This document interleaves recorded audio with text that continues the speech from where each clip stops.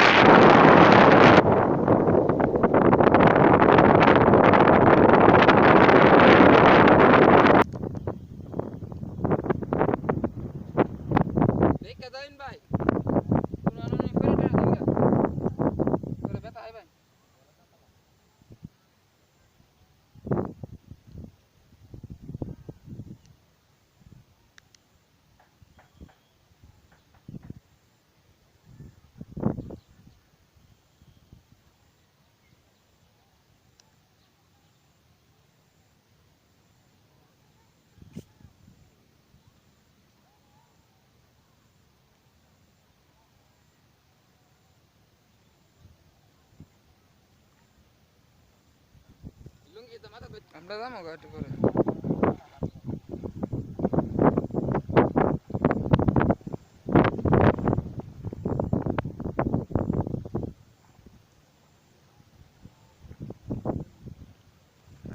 আপনারা দেখতে পাচ্ছেন যে আসলে এতটুকু পরিমাণ পানি, পুরো রাস্তাটি আসলে এদিকে চলে গেছে। তো যে মানুষ যে পারাপার করতেছে তারা এভাবেই পারাপার করতেছে।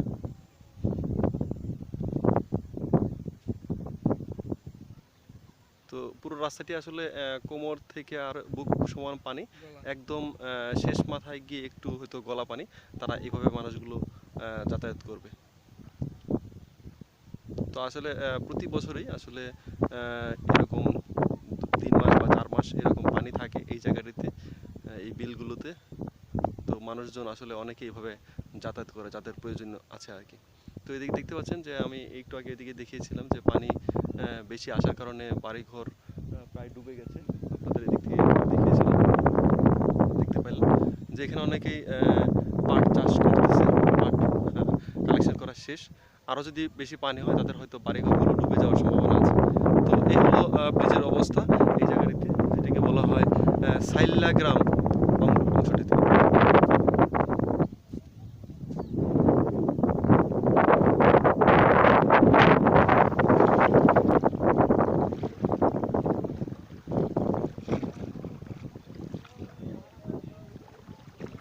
মানুষজন গান গেয়ে গিয়ে রাস্তা পার হচ্ছে, পুরো কাজ শেষ করে তারা বাড়ি ফিরছে। মূলত পুরো রাস্তাটি পানিতে ডুবে গিয়েছে, তারা সারিবদ্ধভাবে এভাবে গান গেয়ে গিয়ে বাড়ি ফিরছে।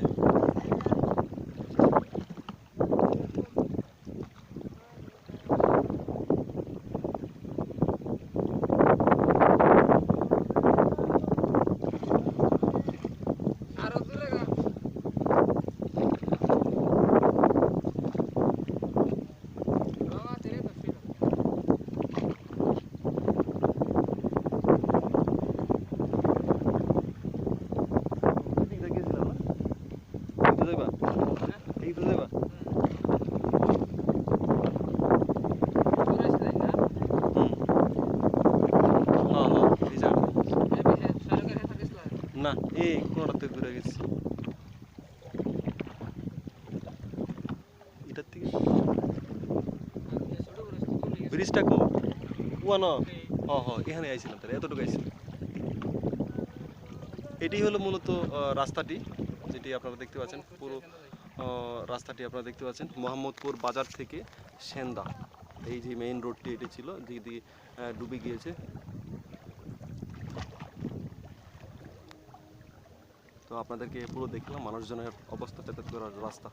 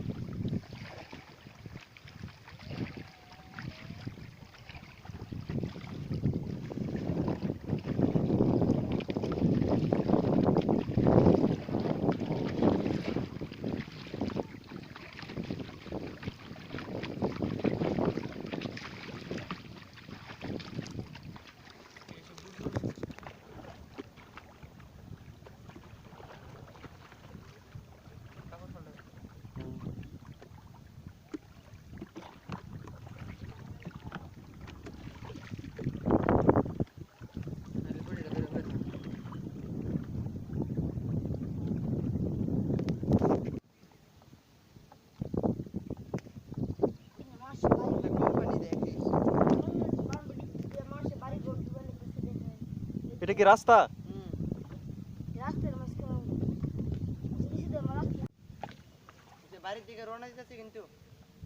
আমরা দেখতে পাচ্ছি এটি হলো একটি রাস্তা দেখতে পাচ্ছেন আসলে ইটের একটি রাস্তা এই রাস্তাটা কোথায় গিয়ে ঠেকছে সেন্দা মূলত ব্রাহ্মণবাড়িয়া রামরাইল যেই সড়কটি সেখান থেকে প্রধান যে সড়কটি সেই সড়কটির সাইড একটি সড়ক সেখান থেকে এটি চলে এসেছে